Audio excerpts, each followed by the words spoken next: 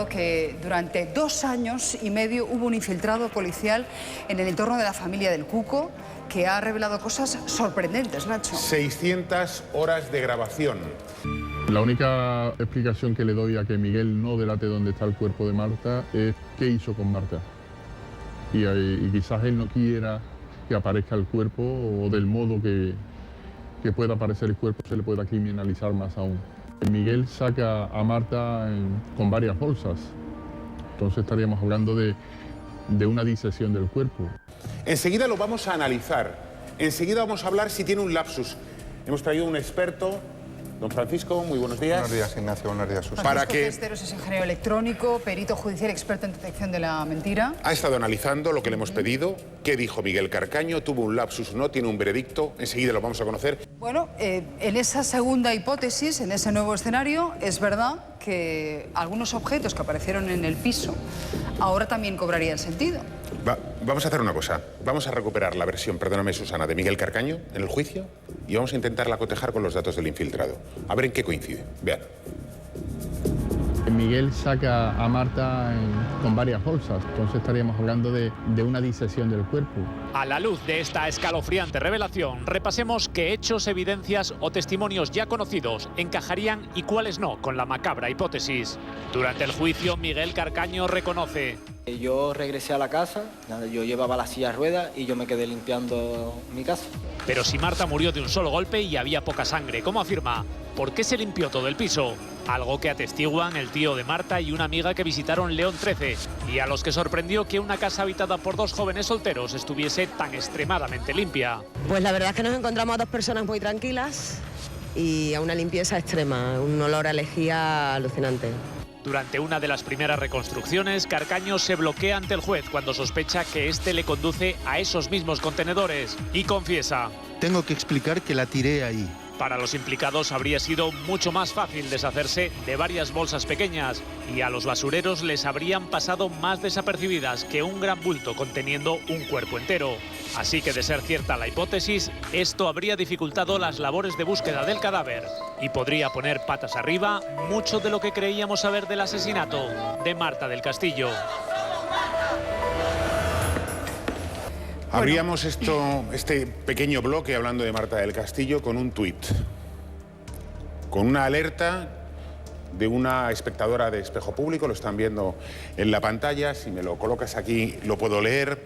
Si volvéis a poner la declaración de Miguel Carcaño, está hablando de la declaración de Miguel Carcaño en el juicio de los mayores, justo cuando va a decir que colocaron a Marta en la silla, dice Cort. Se nos encienden las alarmas, las luces. Hemos traído a un experto, a don Francisco, para que analice lo que quiso decir Miguel Carcaño. ¿Tuvo un lapsus o no? Vamos a hacer una cosa, Susana, si te parece. Vamos a escuchar la declaración de Miguel Carcaño. El infiltrado ha dado una información. Pudieron sacar el cuerpo de Marta en bolsas. ¿Pudo tener un lapsus Miguel y acordarse de eso? Escuchen atentamente porque Espejo Público ha recuperado esa grabación. ¿Cómo sacaron el cuerpo? En una silla de ruedas. ¿Pero lo sacaron envuelto de alguna manera? No tenía mucha sangre, entonces la pusimos en la silla de ruedas y la sacamos directamente hacia el coche. Entonces la pusimos en la silla de ruedas y la sacamos directamente hacia el coche. Bueno, pues señor Cesteros, ¿fue un lapsus?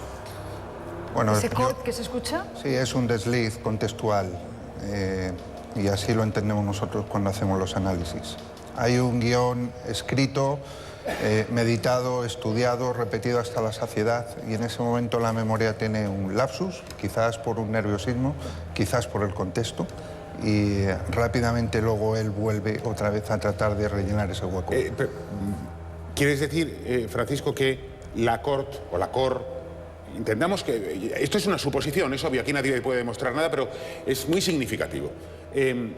Cuando está diciendo la Cor, se da cuenta de que va a meter la pata y se corrige a sí mismo, es decir, en ese momento está diciendo la verdad y se corrige. Sí, yo puedo afirmar eso. ¿Con rotundidad? Con rotundidad.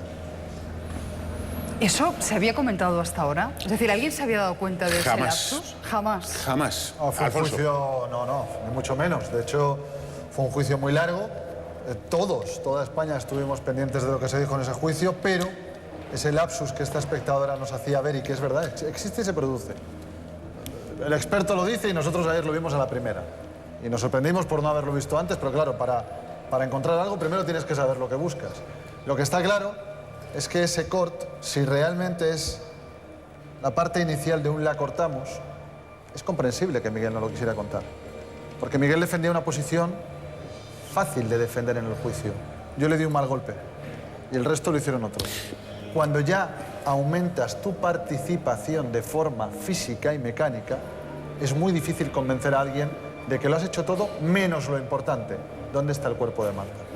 Te voy a decir una cosa, y voy a recordar este dato y voy a pedir la colaboración de Serafín. Y es, en el juicio de Marta del Castillo, uno de los que declaró fue el Cuco. Y también declararon los investigadores de la policía, entre ellos la jefa del Grume, del grupo de menores. Esta jefa del Grume, con otro policía, condujeron en un determinado momento al Cuco dentro de un coche y el Cuco le dijeron: Cuco, hay ADN tuyo en León 13 mezclado con el de Marta del Castillo. El Cuco, según dijeron los policías, a los que damos absoluta veracidad, dijeron que el Cuco se echó a llorar desconsolado y les dijo: estuve allí, lo vi, había mucha sangre. Mucha sangre. Un golpe con un cenicero no hay mucha sangre. Cuando se habló de la versión de estrangular no produce mucha sangre. Por lo tanto, ¿de qué es esa mucha sangre? Algo que queda reafirmado también por el testimonio de la novia de Miguel Carcaño. La novia de Miguel Carcaño dijo que llegó con sangre a su casa, con la ropa llena de sangre. Cierto.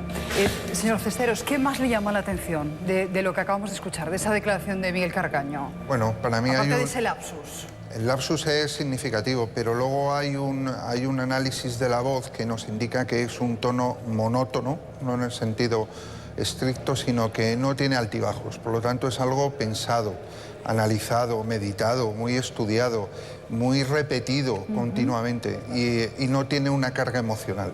Pero perdóname además, José Carlos, se tiene que entrenar a la fuerza porque eso que estamos viendo es Miguel habla, por su boca aparece algo, pero su mente está visitando un lugar que no coincide con lo que está contando. Claro. Y eso sí que te hace vulnerable a un error como ese. Eso crea muchas dudas, crea ambigüedad, crea esas distorsiones. Yo creo que estamos yendo por el terreno adecuado, ¿eh? Yo creo que esto es importante, ya no desde el punto de vista judicial, como se está diciendo, pero sí desde el punto de vista criminológico. Aquí lo que ha habido probablemente sea esa ocultación del cadáver, probablemente esos cortes que se han producido, y eso sí explicaría perfectamente lo que ha dicho Nacho hace un momento. Había mucha sangre. ¿Cuándo hay mucha sangre? Cuando se produce una disección de un cadáver. De la otra forma, es imposible que exista sangre. Es absolutamente imposible en un traumatismo craneoencefálico, un golpe en la cabeza o un estrangulamiento no da ninguna sangre externa. Por tanto, es posible o probable que estemos en el camino adecuado. Señor Cesteros, ¿algo más que nos quiera decir sobre esa grabación de Miguel Carcaño? Insisto que parece mentira la de veces que le hemos escuchado y hasta el día de ayer no nos dimos cuenta de ese corte, de ese lapsus. Bueno, podríamos profundizar más si hubiera alguna cámara frontal que nos permitiera... Y le vieron hasta los labios. Que viéramos los labios, el lenguaje corporal. Lamentablemente y las eso no lo tenemos. Como eso no está, nos quedamos solamente con el análisis vocal. Bueno, pues muchas gracias, señores.